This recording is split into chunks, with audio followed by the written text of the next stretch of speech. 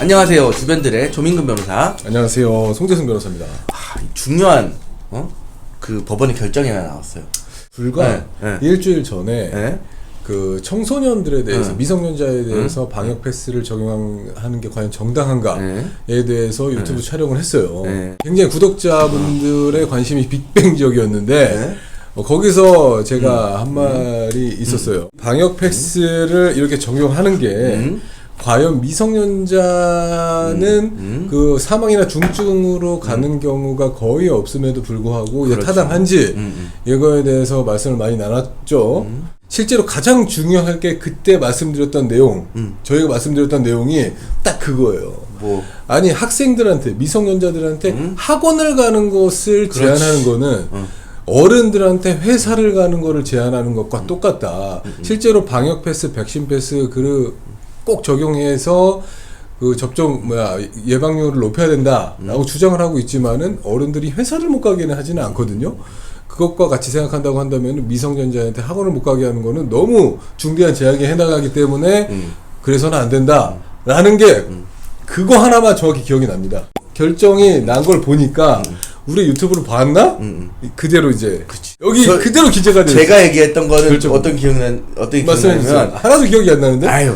개인의 자유와 창의는 존중받아야 되고 내가 다른 사람을 감염시키지 않기 위해서 코로나 백신을 맞는 거는 인간을 도구로 보는 거기 때문에 그렇죠. 그건 인간의 존엄과 가치의 정면으로 반한다 맞습니다. 라는 얘기를 했잖아요. 법원에 뭐라고 봤냐면 백신을 맞을 건지 말 건지 그 다음에 내가 코로나를 걸리지 않기 위해서 어떤 방법을 선택할 건지를 개인의 자유에 맡긴다. 거기에 대해서 자기결정권이 있다 라고 정면으로 판시했어요. 절차적인 부분부터 1차적으로 설명을 드리면 그쵸. 이 행정소송에서는 처분의 취소를 다투는 게 사실 가장 전형적이고 원칙적인 소송이에요. 그렇죠. 이게 이제 행정소송이 본안소송이라고 하는데 근데 그 취소를 다투는 소송은 변론도 열려야 되고 경우에 따라서 변론 준비기일도 열리고 오랜 시간이 걸릴 수 있단 말이죠. 그렇기 때문에 그 전에 일단 이 처분이 난 대로 시행이 된다고 한다면은 굉장히 기본권에 큰 침해가 있으니 그 행정 처분이 취소되기 전까지 이 처분의 집행을 정지해달라라고 신청을 하는 게 집행정지 신청이에요.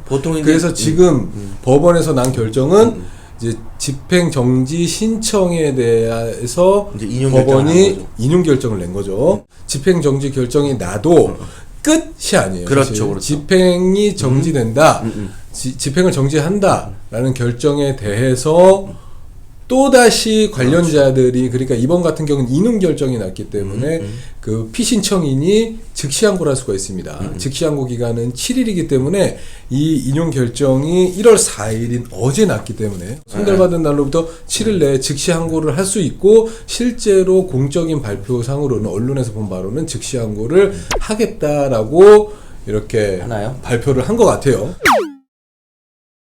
결정문 내용을 하나하나 살펴보도록 좋아요. 결정문 내용 중에서 침해 가능성이 있다는 기본권으로 본 건 어떤 기본권들이죠? 일단은 제일 중요한 게 이제 개인의 자기결정권, 인격권에서 파생되는 권리죠. 또 하나 중요하게 평등권. 그렇죠. 평등권 매우 중요해요.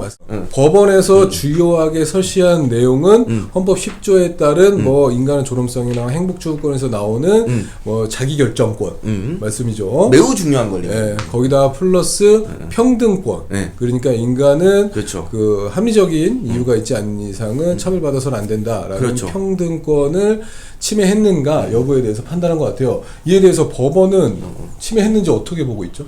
학원 그리고 독서실 그리고 스터디 카페 여기에 대한 이제 방역 패스 적용하는 그 조치를 1심 본안 판결 선고 전까지 일단은 그 정지한다. 라는 거죠. 개인의 자기결정권 내지는 이제 평등권에 대한 심대한 이제 침해 위험이 있고 스터디 카페나 학원이나 이런 것들 이용하는 거가 당장 급하기 때문에 당장 이제 손실을 보전하기 위해서 그런 부분들의 그 이익을 충분히 보전해야 될 긴급한 필요가 있다.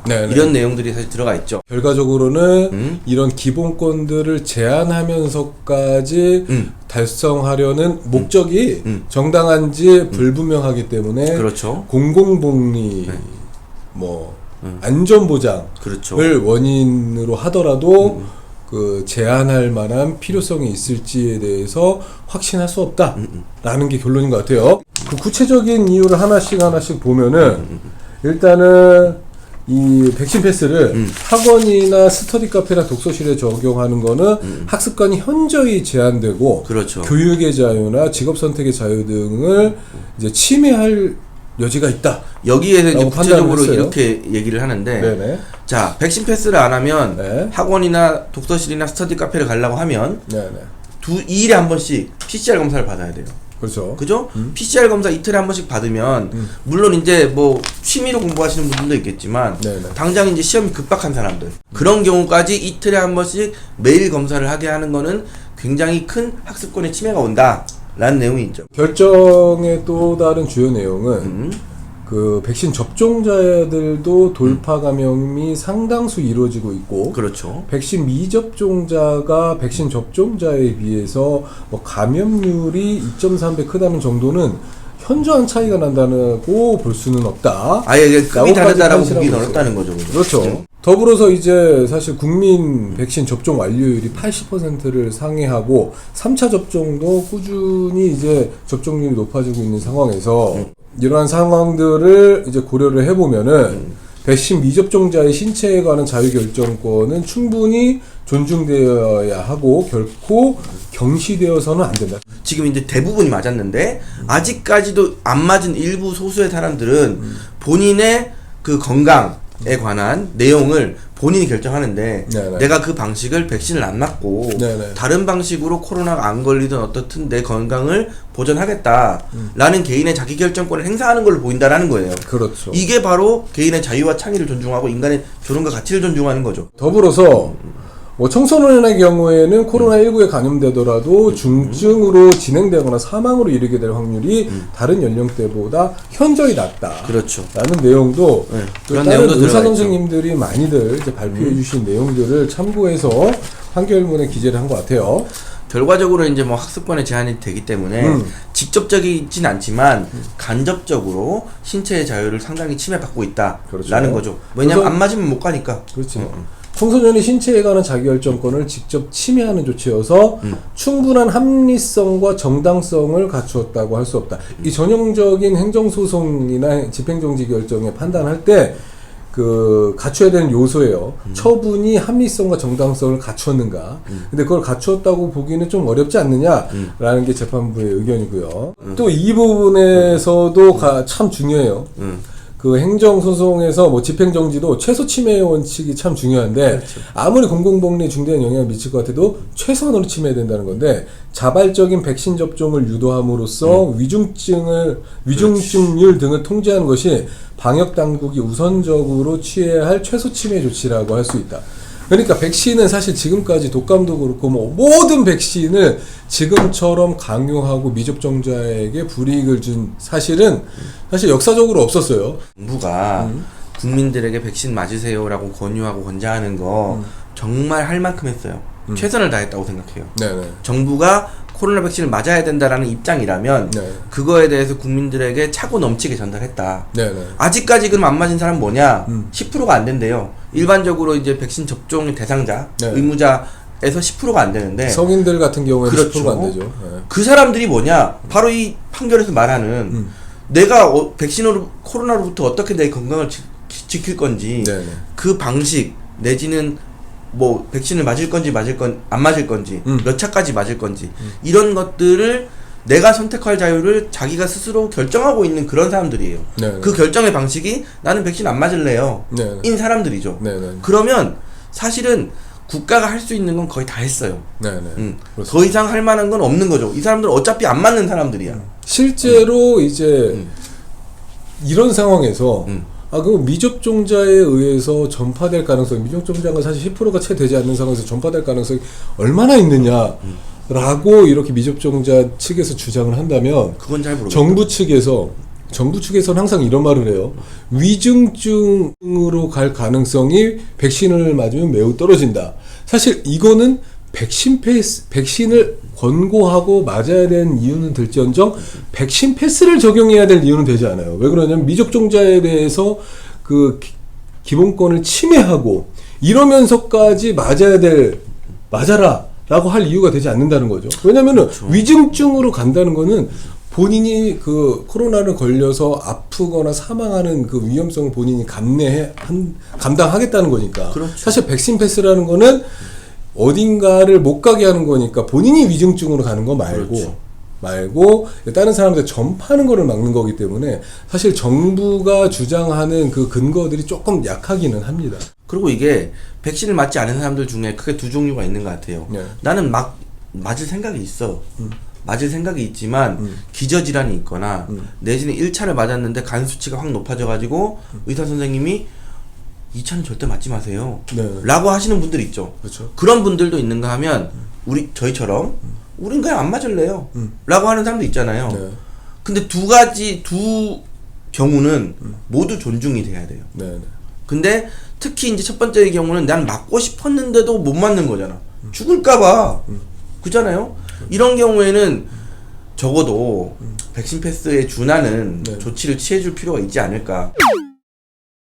방역 패스의 취소를 다투는 행정소송이 본안소송 말씀하시는 거죠? 네, 단순히 학원, 독서실, 스터디 카페뿐만 아니라 며칠 후에 시행을 예고한 상황인데 뭐 마트나 생필품을 살 수 있는 뭐 백화점, 뭐 대형마트 이런 데에 대해서도 아마 행정소송이 본안이 진행 중이고 집행정지 신청도 곧 들어갈 예정이라는 걸 알고 있기 때문에 그것을 또 맡은 법원의 판단이 기대되기도 해요. 실제로 이제 대형마트나 백화점에 이제 방역 패스를 적용한다 라고 하면 이제 어떻게 적용하고 인력을 어떻게 구성할 것인가의 문제도 있겠지만은 국민들 입장에서 보면은 사실 우리는 지금 서울 한복판에 있으니까 뭐 느끼지 못할 수도 있겠지만은 조금 이제 외지로 가면 내가 생필품을 살 수 있는 곳은 대형마트 한 10km 운전해서 가서 살 수 있는 대형마트 하나고 인터넷으로 뭐 물건을 사고 이런 것도 전혀 못하는 사람이고 이런 사람이 그럼 나는 도대체 생필품을 어디서 어떻게 사가지고 생활을 하라는 것이냐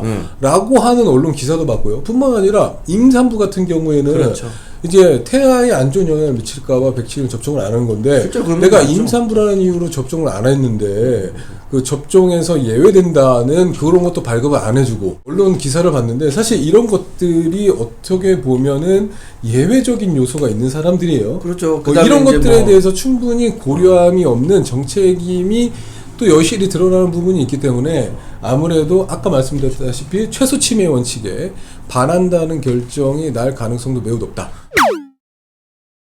3월 1일부터 원래는 학원, 독서실, 스터디 카페에 대해서 방역 패스를 제공하기로 했는데 그렇죠. 지금 이 사건 집행정지 결정이 인용됨으로 인해서 1심 본안 판결이 선고되기 전까지 그건 없던 일이 돼버렸죠. 네, 맞습니다. 그래서 아까 말씀드렸다시피 그 집행정지 결정에 대해서는 즉시 항고를 해서 불복할 수 있다고 말씀을 드렸었는데 앞으로 이제 즉시 항고 절차가 진행될 것 같아요. 보건복지부 장관이 아마 즉시 항고 절차를 진행을 할 예정이긴 하지만은 즉시 항고를 진행하더라도 집행정지 결정의 효력은 그대로 유지가 돼요. 그렇죠. 유지된 상태로 올라가죠. 그렇기 때문에 즉시 항고 절차가 진행되더라도 3월 1일에 아마 백신 패스를 적용하는 것은 불가능하지 않을까라는 생각이 듭니다. 삼권 분립이 엄격하게 지켜져야 된다는 이제 기조 아래서는 보건복지부 장관이 즉시 항고할 수 있는 거는 뭐 당연한 어떻게 보면 권한이고 권리인데 당연하지.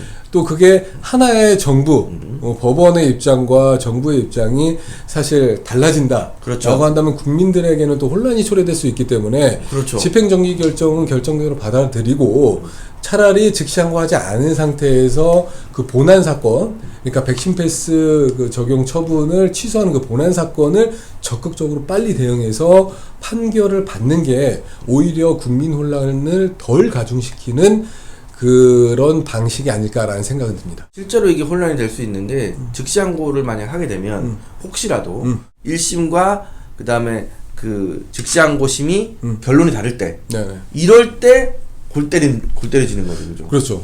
골 때리는 결론뿐만 아니라 사실 지금 상황에서도 굉장히 혼란적이에요. 예를 들면은 일반 국민은 2월 1일부터 그 미성년자 백신 패스 적용한다고 했다가 3월 1일로 유예가 됐죠. 근데 어떤 학원, 독서실, 그 뭐 스터디 카페 같은 경우에는 2월 1일부터 시행되는 줄 알고 시행하는 데도 있을 거야. 그럴 수도 있죠. 혼란. 정책이 바뀌었으니까. 근데 또 3월 1일부터 시행된다고 생각하는 사람은 갑자기 집행정지 신청해서 결정이 나와가지고 또 3월 1일부터 적용 안 되네? 근데 또 누군가는 3월 1일부터 시행되는 줄 알고 시행하고 있다? 그럴 수 있어. 혼란. 근데 또 여기서 또 보건복지부 장관이 즉시항고 해가지고 달라지면 그러면 다시 3월 1일부터 시행을 해야 되는 건가? 그러니까 헷갈릴 수 있어요. 보건복지부 장관이 즉시항고를 하느냐? 그리고서 이제 그 스터디 카페 뭐 독서실 학원 이외에 뭐 대형마트나 혹은 이제 방역 패스가 시행되는 다른 이제 장소들에 대해서도 집행정지 신청이 들어가느냐 이런 거에 대한 추이를 살펴보고 다시 한번 유튜브 촬영을 시작하도록 하겠습니다. 네. 오늘 구독과 좋아요 그럴까요? 눌러주세요. 네.